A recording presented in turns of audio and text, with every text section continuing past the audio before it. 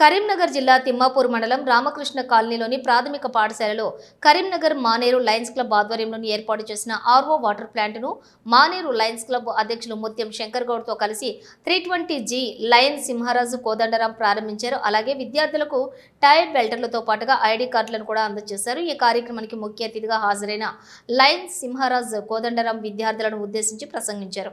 Lions club of Karimnagar Maneru ఆధ్వర్యంలో జిల్లాలో ఇప్పటికే పలు సేవా కార్యక్రమాలు చేస్తున్నట్లుగా తెలిపారు. విద్యార్థుల భవిష్యత్తు చదువుపై మాత్రమే ఉందన్నారు. ప్రభుత్వ పాఠశాలల్లోని చదివే విద్యార్థులకు నాణ్యమైన త్రాగునీటిని అందించాలనే ఉద్దేశంతో మినరల్ వాటర్ ప్లాంట్ను ఏర్పాటు చేశామని చెప్పారు. భవిష్యత్తులో విద్యార్థులు ఉన్నత స్థాయికి ఎదగాలని ఆకాంక్షించారు. ఈ కార్యక్రమంలోని సర్పంచ్ గుజ్జల శ్వేత ప్రణీత్ రెడ్డి, ఉప సర్పంచ్ పోలం మల్లేష్ యాదవ్, లైన్ అధ్యక్షులు ముత్యం శేఖర్ గౌడ్, సెక్రటరీ జిల్లా కృష్ణ, ట్రెజరర్ సందా రాజశేఖర్, ప్రధాన ఉపాధ్యాయులు అన్నా D Lakshman Reddy, Revelli Tirupati district cabinet treasurer Singireddy, Vasudevareddy, treasurer Galipalli Venkat, ward సభ్యులు తదితరులు ఉన్నారు.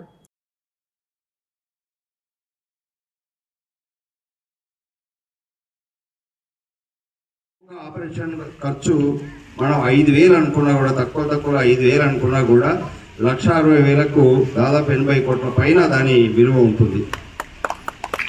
అట్లాగే బెల్లంపల్లిలో కూడా ఒక హాస్పిటల్ ఉంది. అలాగే కరీంనగర్లో ఒక 2 సంవత్సరాల క్రితమే మేము ఒక డయాగ్నోస్టిక్ సెంటర్ ఏర్పాటు చేసుకోవడం జరిగింది. దాంట్లో సిటీ స్కాన్ కూడా ఉంటుంది. బయట చేసినటువంటి పరీక్షలలో తీసుకుంటే పరీక్షల దాని కాస్ట్లో 10 to 25% కాస్ట్లోనే మేము పరీక్షలు నిర్వహిస్తున్నాం. అలాగే సిటీ స్కాన్ ద్వారా 800 రూపాయలకే మనం స్కాన్ చేస్తున్నాం. అదే స్కాన్ బయట 3,000 వరకు కూడా ఉంది.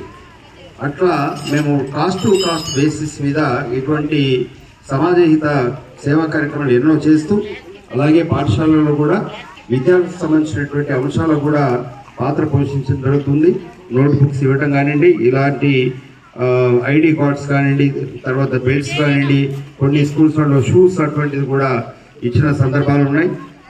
అయితే ఈ స్కూల్లో ఈరోజు వాటర్ ప్లాంట్ అవసరం ఉంది అనేది తెలియజేసినప్పుడు మేము మా క్లబ్లో బోర్డు మీటింగ్ ఏర్పాటు చేసుకొని ఒక శుద్ధ నీటిని పిల్లలకు అందించాలనేటువంటి ఉద్దేశం. దాంతో ముఖ్యంగా ఈ రోజుల్లో ఏంటంటే ప్రభుత్వ పాఠశాలలో చదువుకుంటున్నారు అని అంటే పేద విద్యార్థులకు సంబంధించినటువంటి వాళ్ళే ఎక్కువ